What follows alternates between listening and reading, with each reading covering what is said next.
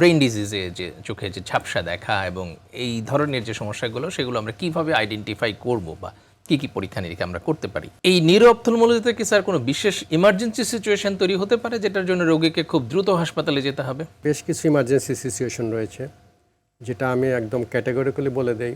যেরকম সিআরএও বলে একটা ডিজিজ আছে, অর্থাৎ আমাদের চোখের যে প্রধান রক্তনালী শিরা সেটা বন্ধ হয়ে যেতে পারে।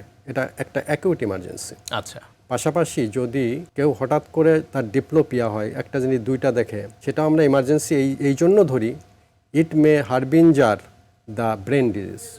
ব্রেন টিউমারের সাইন হিসাবে এটা আসতে পারে। পাশাপাশি সাডেন আমরা যদি দেখি হঠাৎ করে চোখের পাতাটা নেমে গেছে কোনো কারণ ছাড়া, সেটাও একটা ইমার্জেন্সি হিসাবে আসতে পারে। পাশাপাশি আমি যে কয়েকটা অসুখের কথা বললাম, অপটিক নিউরাইটিস বলে যে ডিজিজটা, সেটা আর্লি ডায়াগনোসিস এবং ট্রিটমেন্ট করলে পরে আমরা দৃষ্টিটা পুনরুদ্ধার করতে পারি। পাশাপাশি সবচেয়ে গ্রেভ একটা ডিজিজ আছে যেটাকে আমরা বলি জায়ান্ট সেল আর্টেরাইটিস। এটা অপটিক নার্ভ প্রদাহ হয় এবং এটা যদি খুব দ্রুত ডায়াগনোসিস এবং ট্রিটমেন্ট না করা হয় তাহলে দুই চোখেই দৃষ্টিভঙ্গি, প্রথমে এক চোখে, পরবর্তীতে দুই চোখেই তার দৃষ্টিশক্তি নষ্ট হয়ে যেতে পারে। এই জিনিসগুলো আমরা রক্তনালীর একটি অসুখ স্যার। রক্তনালীর একটা অসুখ। এবং এখানে যে আমাদের যে অপটিক নার্ভ যেটা আছে, সেই অপটিক নার্ভের ব্লাড সাপ্লাইটা ক্ষতিগ্রস্ত হয়। আচ্ছা, আমরা এই জিনিসগুলোকে খুব ইমার্জেন্সি বেসিসে আমরা এগুলো নিউরো অপথলমোলজিতে ট্রিটমেন্ট করে থাকি। আচ্ছা, আপনি যেখানে কাজ করছেন সেখানে কি এই ধরনের ইমার্জেন্সি ম্যানেজ করার মতো সুযোগ সুবিধা আছে? অ্যারিস্টো আই হসপিটাল আসলে একটা state of the art hospital. জি, এখানে সব ধরনের ফ্যাসিলিটিস নিউরো অপথলমোলজিক পার্সপেক্টিভে বলতে পারি।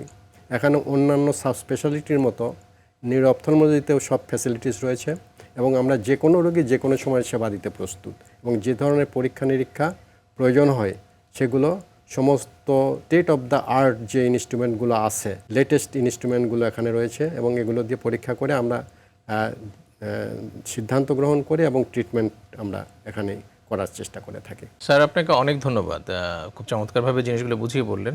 আসলে চোখের ইমার্জেন্সি বা যে ইমার্জেন্সি অপথলমোলজির যে ম্যানেজমেন্টটা, এটা আসলে আমাদের দেশে বলতে হবে খুবই সীমিত, বিশেষ করে চোখের ক্ষেত্রে। কারণ আমাদের খুব ডেডিকেটেড হসপিটাল ছাড়া চোখের জন্য এই সুবিধাগুলো সাধারণত দেয়া যায় না এবং ঢাকার বাইরেও এই ধরনের সুযোগ সুবিধাগুলো খুবই অপ্রতুল। স্যার, এই যে নিউরো অপথলমোলজি, এটি তো মানে চোখেরই একটি সুপার স্পেশালিটি বা সাব স্পেশালিটি হিসেবে আপনারা পরিচালনা করছেন।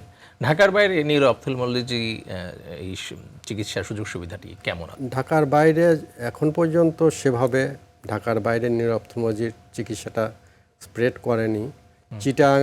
চিটাগাঙে কিছুটা আমাদের কিছু ছাত্র তারা নিউরো অপথলমোলজিতে কাজ করছে, আর সম্ভবত খুলনাতে দু একজন ছাত্র থাকতে পারে। তাছাড়া আর বাইরে তেমন কোনো ফ্যাসিলিটিস নাই, যে কারণে নিউরো অপথলমোলজি কোনো রোগ হলে পরে আমরা সরাসরি ঢাকাতেই নিয়ে আসতে বলি আসলে।